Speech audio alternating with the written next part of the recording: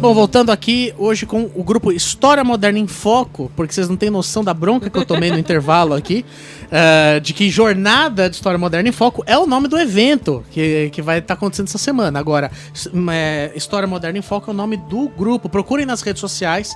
A gente vai falar das redes sociais de vocês com o tempo, mas já deixam qual que é o @ do Instagram de vocês, no Facebook, como a gente faz pra encontrar. Ai, meu Deus, vamos lá. No Instagram, não, mas no Twitter é @Moderna em Foco. Vocês têm um Twitter também? Tem o Twitter também. No Instagram é @ist sem o i, _ Moderna em Foco, acho que é algo assim. Se procurar por História Moderna em Foco, deve encontrar. Acho que vocês encontram. Olha, muito difícil que alguém esteja plagiando sem o nome de Também vocês. temos no Facebook, História Moderna em Foco, e tem o nosso blog, que é o hmoderna.hipotese.org, isso mesmo. Isso é uma coisa interessante, assim, dessa formativa que vocês atuam nas redes sociais, eu acompanho bastante, de que é algo razoavelmente novo no mundo acadêmico, né? Que é bem fechado para esse tipo de comunicação, né? E tá começando a ficar cada vez mais necessários. Vocês três são pesquisadores, vocês lidam com comunicação o tempo todo, a gente vai falar um pouco das pesquisas de vocês, mas antes da gente falar individualmente disso, como é que tá para vocês essa questão da comunicação? Como a universidade está se comunicando com o mundo fora dela e como um tipo de evento desse que está sempre presente nas redes sociais também consegue contribuir para a melhora dessa estrutura? Olha, na verdade, sendo bem sincero, o esforço de comunicação, o primeiro objetivo que a gente tinha quando a gente começou a fazer isso era se comunicar com as outras pessoas que fazem pesquisa, porque a gente não consegue se comunicar nem entre a gente, Jonathan. É isso mesmo. Tinha um nível anterior, que é bom, quem também faz pesquisa parecido com o que eu faço. Acho que essa era um pouco a preocupação do grupo, né? Tipo, bom, a gente vai nos congressos, um pouco como a Verônica falou. Eles iam no congresso e tinham falado, esse fulano faz uma coisa parecida comigo, eu não sabia que ele existia. Essa fulana pesquisa... Mas esse é um ponto que eu até queria te questionar. Perfeito. Dentro do mundo acadêmico, isso é um problema.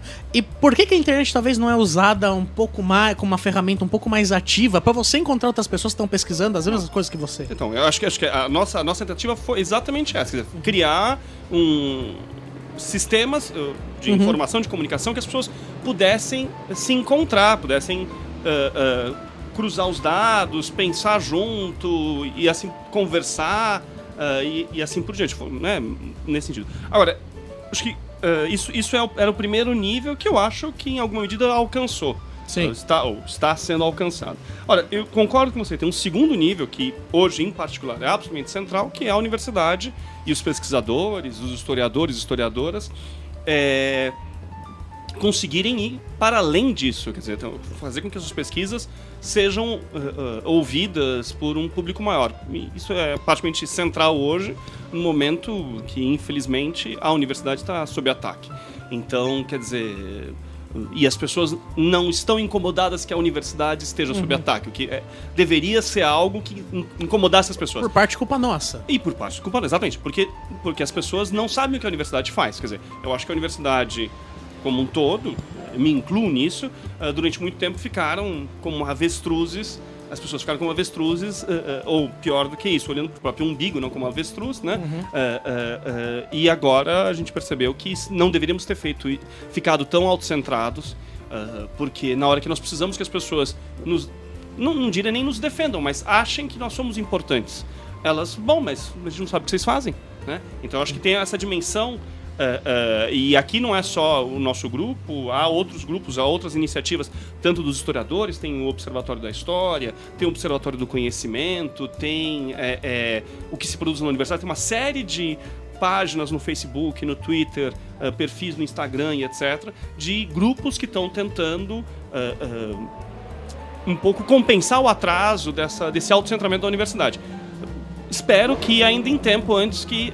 agora você é apocalíptico, estávamos falando aqui do 1666, né? Antes que a universidade realmente acabe, né? E agora uma pergunta para vocês.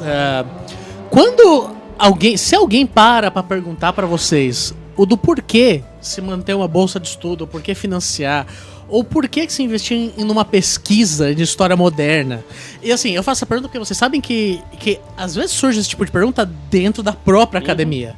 Por que se financiar a pesquisa? Por que se dar peso para uma pesquisa que é feita sobre algo que aconteceu na Europa no século XVII, no século XVIII? Como é que conversa com essa pessoa? O que a gente alega como pesquisador de história moderna? A gente não, essa bucha é de vocês. Como é que se conversa sobre isso? Eu acho várias coisas, não sei se eu vou convencer alguém que está ouvindo aqui que nós precisamos de patrocínio, mas eu acho que a gente também não pode só estudar o que tenha imediato uso pra gente. Então, a coisa não precisa ser simplesmente utilitarista, né? E mesmo os temas que possam parecer mais obscuros, né? Então, por que eu vou estudar, como no meu caso, livros e panfletos produzidos no século XVII na Inglaterra, se eu estou aqui no Brasil, no século XXI? Sim. Bom, mesmo que esses temas pareçam tão distantes, existem coisas, comparativamente, ou qualquer tipo de relação que você possa estabelecer, que a gente também aprende algo com isso. Por exemplo, o fenômeno das fake news não é novidade. Pensar, no meu caso, a materialidade de impressos me ajuda também a pensar na materialidade das notícias que eu vejo hoje, de como as notícias são operadas na internet, ou como a gente tem hábitos de leitura, de produção de texto, enfim. Então, sempre é possível estabelecer relação entre as coisas. Então, por que esses outros temas também não seriam importantes para a gente pensar o mundo e as relações sociais de forma mais ampla, né? Então, acho que eu, pelo menos, me sinto convencida a ter uma bolsa de pesquisa por isso. Mas gostaria que outras pessoas também. Mas concordo, ainda mais um grupo que tem crescido, né? Que são de pessoas que pesquisam esse recorte. Na história moderna, vocês compreendem qual período de tempo? Século XIII, XIV? 15, 18. 15 ou 18. 15 ao 18. É o que se tem na convenção, mas existem, né, períodos mais alargados. Ou mais encurtados. E eu acho que, para além, né, disso que a Verônica falou, que é mesmo estabelecer esse diálogo entre passado e presente, pensar que a história é parte de estabelecer esse diálogo entre passado e presente, eu acho que isso faz parte de como a gente também leva essa discussão para fora, porque a gente precisa convencer quem a gente, sei lá, a comunidade, quem for, que estudar a história é sim estudar essa relação entre passado e presente. Então, parte da nossa narrativa, parte da nossa militância, ela tem que partir disso também. Então, mostrar nas nossas pesquisas, mostrar na nossa atuação, seja dentro das escolas, seja apresentando um trabalho, o quanto o presente também está sobreposto na temporalidade que a gente estuda. Tudo certo. Claro, se me permite, eu acho que também tem um outro dado que as pessoas basicamente se esquecem, que é o seguinte: em teoria, nós vivemos uma coisa chamada sociedade do conhecimento, ou sociedade da informação e etc. Né? E o que a universidade basicamente faz? Produção de conhecimento. E produção de conhecimento, quer dizer, o Facebook, a Google e todas as empresas de informação conseguiram capitalizar e transformar conhecimento numa commodity. Sim. E qualquer dado. O que a universidade produz? A universidade produz conhecimento, só que a universidade produz um tipo de conhecimento que ele tem um problema na comodificação, né? Transformar isso em mercadoria. Porque é um conhecimento que parte de uma análise crítica, parte de um pensamento crítico, ou assim deveria ser. Então, a universidade hoje é um lugar, em alguma medida, que produz algo que irrita o mundo organizado pela comodificação. Sim, principalmente pensando na figura daquele cara que procurou Carlos I no Wikipedia e já sente uma certa autoridade, né? Vai falar sobre o assunto. E aí tem um problema sério em relação a isso, que é o saber produzido dentro da universidade é um saber que demanda tempo, demanda recursos e demanda muita reflexão, uma reflexão crítica.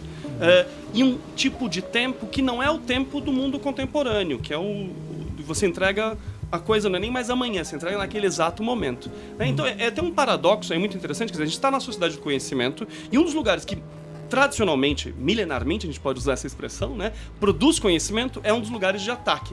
Isso, para mim, significa simplesmente que o tipo de conhecimento que a universidade produz incomoda a sociedade, ou melhor dizendo, quem detém os meios de produção na sociedade. Nesse sentido, produzir um conhecimento que aparentemente é inútil é um ato de resistência de rebelião, para usar os termos do século XVII, de revolta, ou quem sabe até com um aspecto revolucionário. Então, eu posso estar sendo um pouco romântico na minha perspectiva, mas de alguma maneira eu acho que a produção de conhecimento é algo que incita em valor. Né? E a universidade é um dos poucos lugares onde isso ainda existe. Mesmo num mundo que, teoricamente, o conhecimento é aquilo que mais dá dinheiro. Quer dizer, Zuckerberg, Bezos, todo esse pessoal aí dos ultra ricos do mundo da informação, eles são ricos porque eles têm dados que são conhecimento.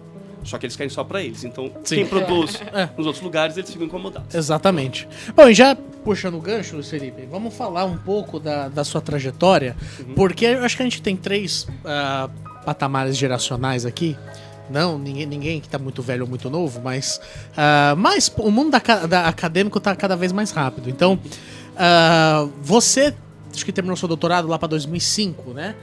Num período que talvez o estudo de história moderna não era tão concreto assim como um campo de estudo, não sei te dizer em relação a isso. Tanto é que o seu orientador, que era o SEB, que hoje está na Grande Rio, na Universidade... Você está no Rio de Janeiro, né? Isso. Ele mesmo não era especialista na dita história moderna, né? Ele tinha trabalhado com isso. Ele não fazia muito tempo que ele não trabalhava com essa área. E como é que foi ver essas primeiras pesquisas ganhando, não que não havia antes, mas que ganharam mais espaço? Você pensando na sua época de mestrado, você trabalhou com história oral um tempo também, né? Isso na iniciação científica. Na iniciação científica. E ótimo, como foi essa migração? Porque se você trabalhou com história oral, claramente não foi sobre história moderna. Sim. Não. Você tem a mesa branca. É verdade. Você pode um centro espírita. Já passou da hora de mesa branca virar fonte historiográfica. Exatamente. E como é que foi essa migração de você passar de uma pesquisa de iniciação científica um pouco mais tradicional, e não que a história oral era tão tradicional na época, sim. mas de você pensar a história moderna como um campo mais consolidada de pesquisa e... É muito engraçado ouvir que estudar a Europa no século XVII é algo que não seja tradicional. É divertidíssimo. Mas não é tradicional no Brasil, né? Mas é engraçado, tem uma certa ironia aí nessa questão. Na verdade, onde eu me formei, eu fiz a minha graduação, meu mestrado e meu doutorado lá na USP, no Departamento de História. Existia uma cadeira que chamava História Ibérica, que era a cadeira do meu orientador, do professor Célio. E, de certa forma, eu trabalhava... Quando eu comecei a fazer o trabalho de mestrado com ele, foi um pouco já olhando para isso, né? A história é muito simples, eu me interessava pelo problema do tempo, em termos abstratos, e eu queria estudar alguma coisa no mundo contemporâneo sobre o tempo, conceito de tempo no mundo contemporâneo. E aí o SEB, numa carona, voltando do campus da cidade universitária, no Butantã, ele falou, você gosta de estudar o tempo? Por que você não lê esse sermão do Vieira? Um sermão do Padre Antônio Vieira, o jesuíta, do século XVII, que fala sobre o tempo. Vê se não dá alguma coisa aí. Porque o SEB tinha estudado Vieira, tem artigos publicados sobre Vieira. Isso a presença do Brasil na Companhia de Jesus, né? Exatamente. E tem vários textos sobre o Antônio Vieira, etc. E aí eu fui ler e falei, olha, esse negócio aqui é bem legal. E aí teve uma mudança radical de tema de pesquisa e etc. Eu comecei a estudar o século XVII por conta desse sermão para discutir o conceito de tempo no Vieira. E aí foi a questão da profecia, dos sonhos proféticos, da ideia de Quinto Império. Mas, em alguma medida, o meu mestrado e meu doutorado, ele estava direcionado para pensar a história de Portugal, do Império Português. Quer dizer, naquele momento eu não tinha pensado numa problemática maior sobre história moderna. Inclusive porque o Departamento de História lá da USP, as pessoas que trabalhavam com moderna ou com ibérica estavam próximas do pessoal de Brasil Colônia. No fundo, o que estudava era o Império Português. Às vezes o Império Espanhol. Então, na verdade, ali não tinha ninguém que estudasse alguma coisa para além desse espaço luso-brasileiro.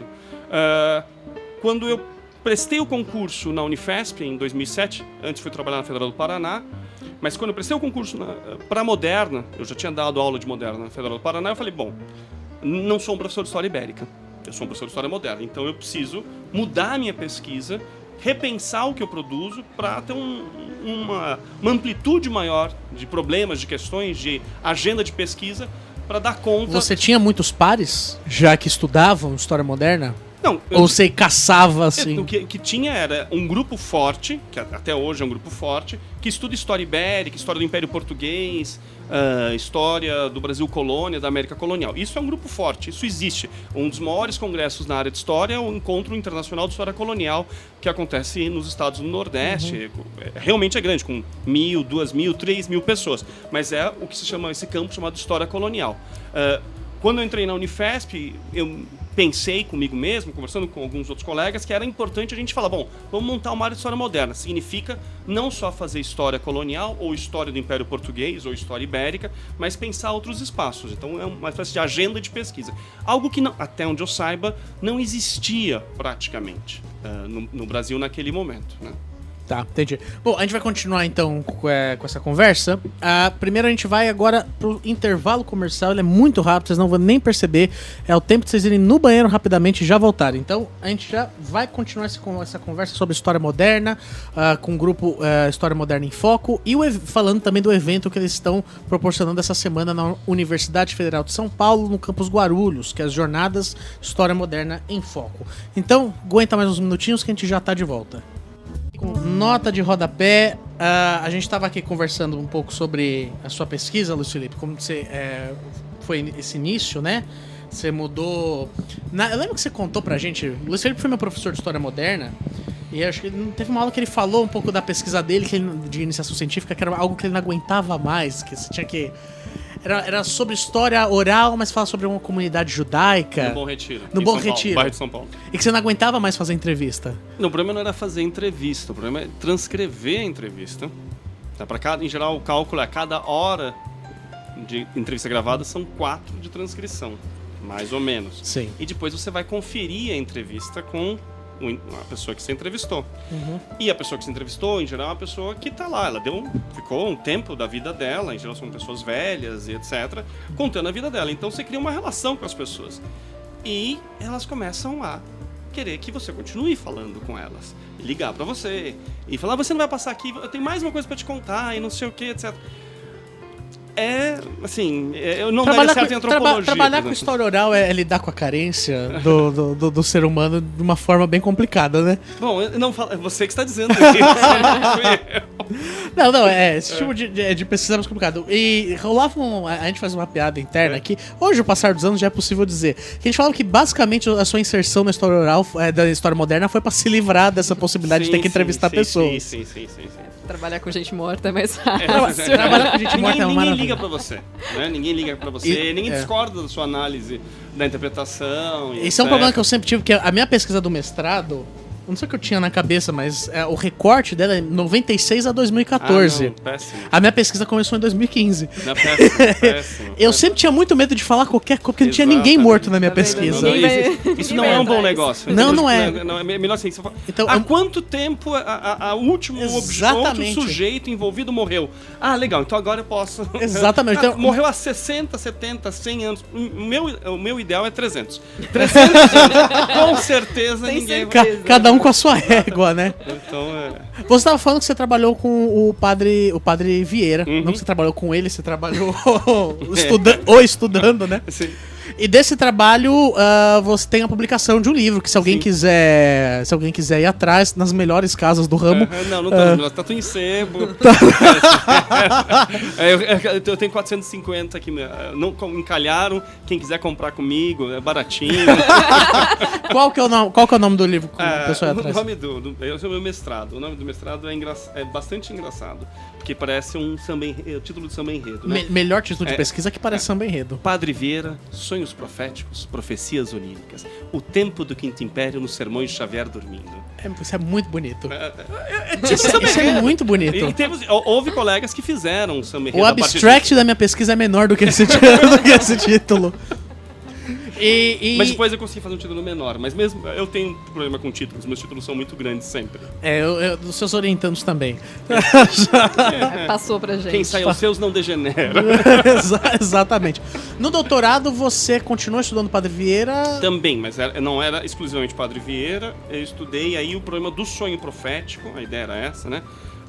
Como um modo, um gênero, na verdade, e uma série de repertórios e narrativas que estruturaram uma ideia e uma política, no limite, imperial para o Império Português. Quer dizer, então, a ideia, quer dizer, como os sonhos proféticos foram a justificativa da construção de um destino imperial para o Reino de Portugal e seus domínios no ultramar, né, essa construção, e como é que isso vários setores da sociedade, vários grupos, utilizaram os sonhos proféticos, a linguagem dos sonhos proféticos, para justificar seus projetos políticos, e muitas vezes que eram concorrentes. Então, mais ou menos, então, a ideia era tentar explicar o Império Português, ou a ideia de Império Português, e a ação para constituir o Império Português a partir do uso dos sonhos proféticos. E você está com pesquisa em andamento agora? Sim, sim. O que você está pesquisando? Eu estou pesquisando 3 coisas diferentes, todas mais ou menos coligadas, mas são 3 frentes. Eu tenho um grande projeto, que um dia eu quero que se transforme num livro, que é estudar o que eu estou chamando de esperanças da Quinta Monarquia.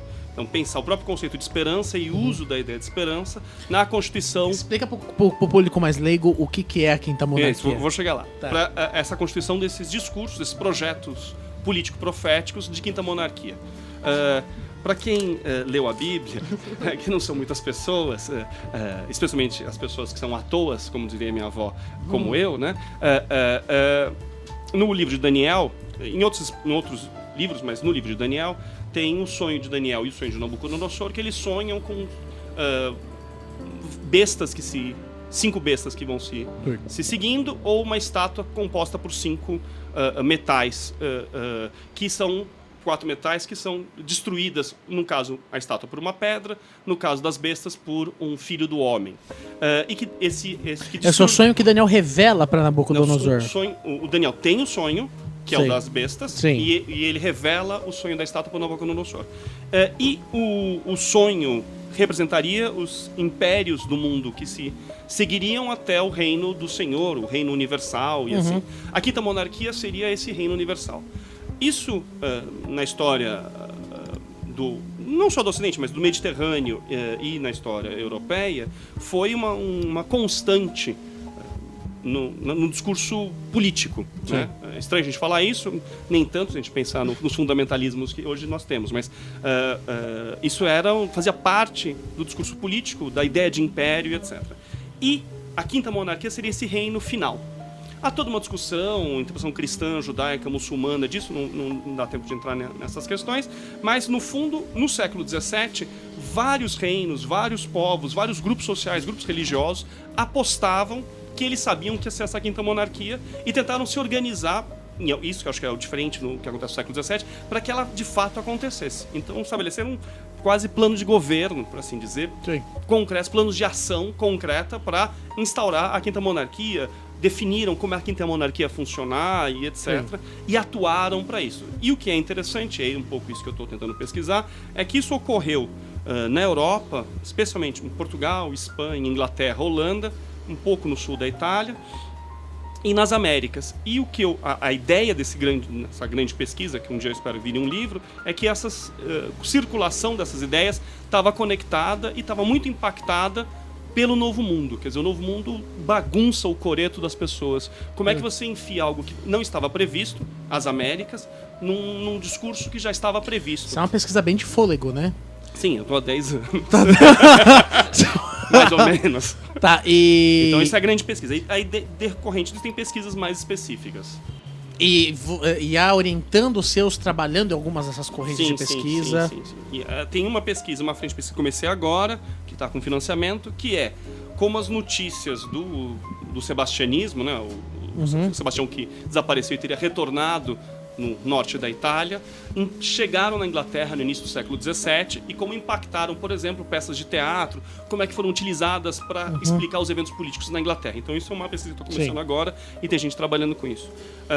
A dimensão da esperança, então um pouco discutir o que é esperança como chave explicativa desses projetos da Quinta Monarquia, tem orientandos, uma está aqui do lado, inclusive, que está trabalhando com as virtudes e ela trabalha. E a esperança é uma das virtudes, então ela está analisando isso nas gravuras. Eu já antecipei a sua fala, Mariana. Bom, Mariana, está dispensada se você quiser.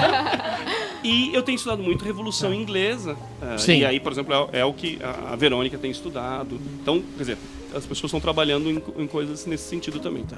Então, antes da gente perguntar pra você, Mariana, quantas palavras tem no título da sua pesquisa, Verônica, você acabou de voltar da Inglaterra, né? Você fez um período de pesquisa lá e você tá no doutorado na Universidade de São Paulo. Você começou iniciação científica, mestrado, por orientação do professor Luiz Felipe. E o que você está pesquisando agora? Como está o mundo da pesquisa para a Verônica? Bom, como o professor mencionou, eu trabalho com Revolução Inglesa. Na minha graduação, durante as iniciações científicas e o mestrado, trabalhei sobretudo com a Revolução Inglesa. Mas agora eu estou me concentrando um pouquinho mais no período imediatamente posterior, né, do que a gente chama de restauração da monarquia britânica. Então, também, para quem não tem história inglesa de cabeça, porque, enfim, ninguém precisaria ter... Não é algo que você vai ver discutindo num bar, por exemplo. Entre 1640 e 1660 houve uma grande turbulência política e social, e a monarquia foi suspensa, né?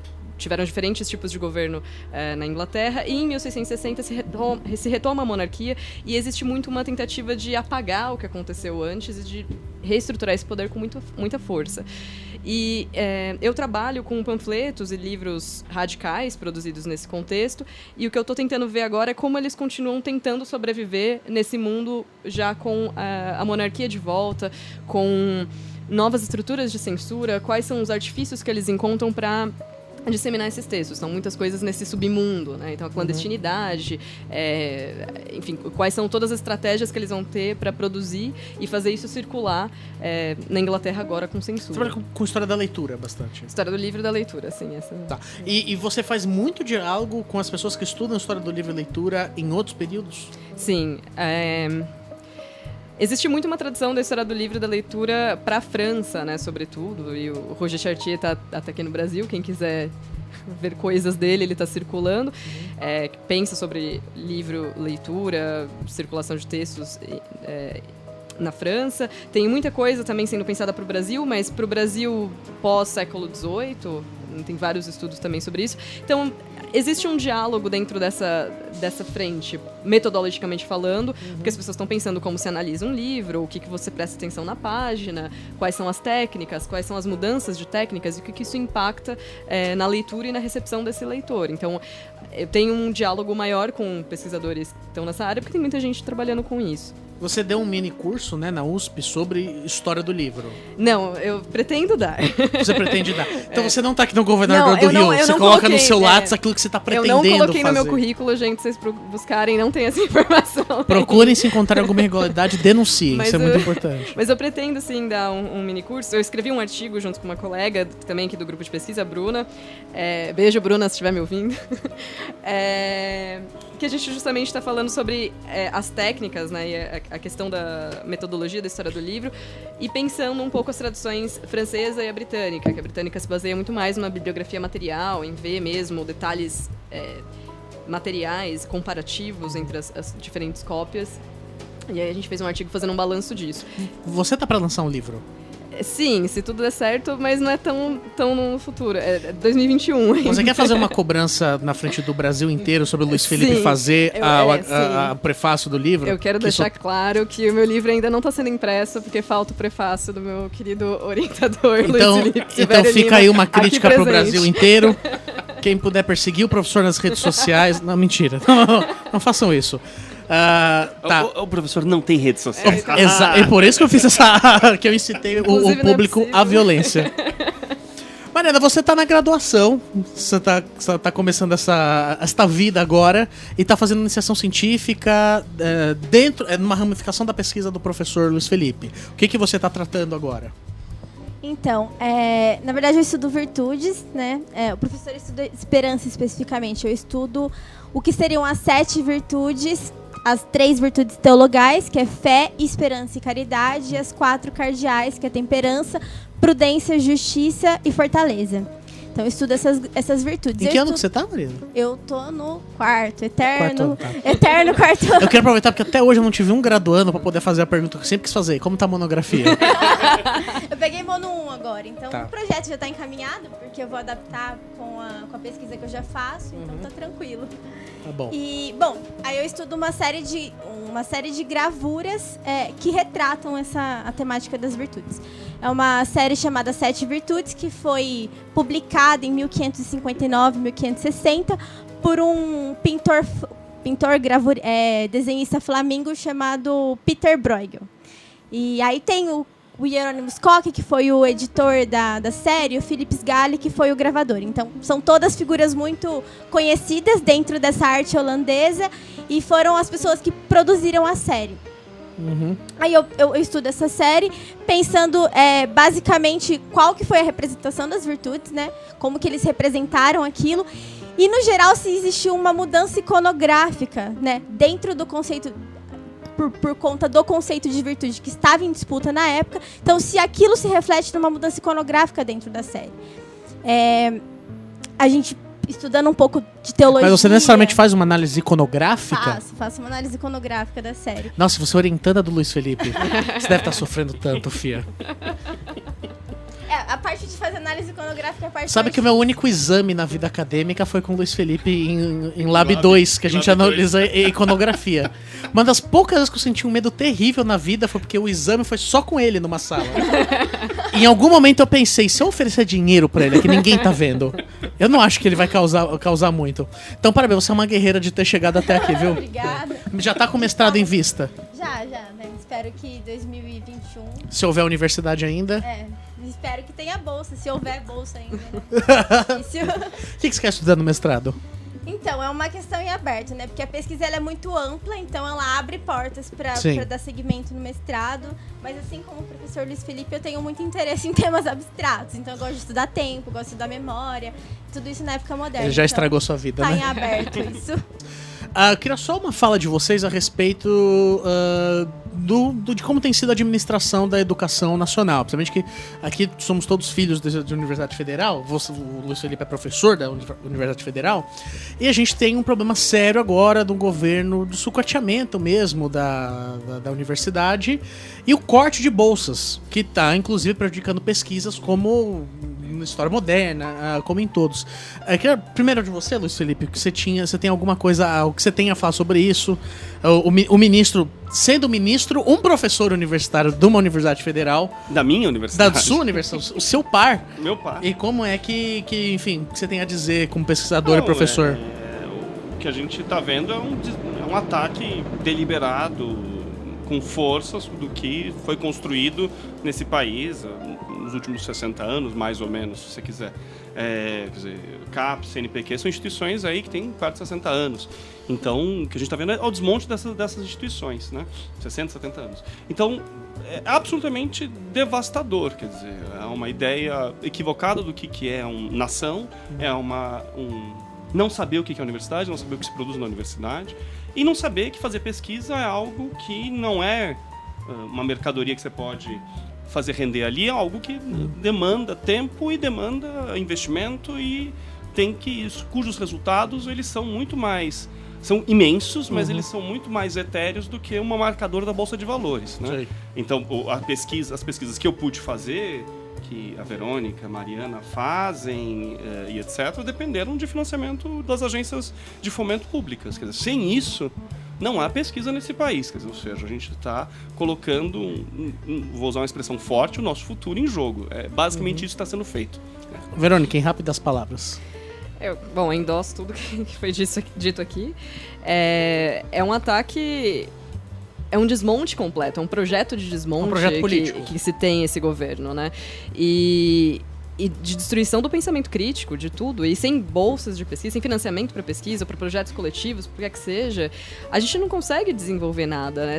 As pessoas têm que pensar que o que o pesquisador recebe como bolsa, auxílio, ou, enfim, bolsa de pesquisa, o que seja, é o salário dele. Ele está dispondo o tempo dele para desenvolver aquilo e... O tempo e a dedicação exclusiva, a dedicação exclusiva, inclusive. Eu não posso vocês não têm férias. Você não pode ter um trabalho paralelo, né? Exato. Então, o que acontece isso para todos os tipos de pesquisa, para quem está desenvolvendo vacina e para gente que está falando mais do campo do pensamento, de fato. Tudo isso está em jogo quando você corta financiamento. Então, essas pessoas não podem mais dedicar seu tempo e todos os seus esforços para aquela pesquisa. Se elas vão ter que se dividir entre trabalho e estudar, a gente sabe que não é o ideal e nenhum país que pretenda ter desenvolvimento de educação e de ciência acha que isso é ideal. Sim, claro. Então, É complicado, é muito triste, mas a gente continua, porque o que a história nos ensina, inclusive foi essa nota da ANPU, nossa Associação Nacional de História, sobre os desmontes que estão acontecendo, o que a história nos ensina é que isso é transitório. Todos esses governantes caem, e uma hora isso também acaba. Mariana, fala pro Brasil porque o seu mestrado vale a pena, com bolsa. Não, eu acho que tem uma questão importante que é pensar a importância da pesquisa dentro do nosso país, que é um país que está em desenvolvimento e tudo mais. E, para além disso, pensar também a importância que é a gente conseguir ter uma dedicação exclusiva dentro da área de pesquisa. Para além disso, eu acho que queria fazer uma fala um pouco mais otimista nesse sentido, porque eu acho que não é muito sintomático que o governo esteja atacando justamente as universidades públicas. Então, estar fazendo pesquisa, estar discutindo pesquisa, estar dentro desse espaço, como é o espaço que a gente está tendo aqui para discutir história moderna ou qualquer outro tema, também é fazer política, né? Porque é se contrapor, é não só resistir, mas também avançar dentro do que a gente conhece, dentro do que a gente domina. Então, por mais que as expectativas de futuro sejam cada vez mais difíceis, como a Verônica colocou, as coisas são muito transitórias. Então é importante que a gente consiga se manter firme. Então, gente, vão nas redes sociais, procurem pelo História Moderna em Foco. Jornada de História Moderna em Foco começa essa semana, na terça-feira, acaba na quinta-feira, na Universidade Federal de São Paulo, campus Guarulhos, nos Pimentas, Estrada do Caminho Velho, número 333. Eu puxei totalmente isso de memória, pelos meus anos que estudei lá. Espero que esteja certo, mas estejam lá. Vai ser um evento imperdível para quem quer pesquisar, para quem não quer pesquisar e para quem quer conferir o que está sendo feito nessa área. Então até a próxima segunda-feira, até o próximo Nota de Rodapé. Se você não pôde ouvir este programa aqui, domingo vai sair a versão filmada lá no canal História Barilanches. Então até segunda-feira que vem para o próximo Nota de Rodapé. Vocês ficam com o próximo programa da nossa grade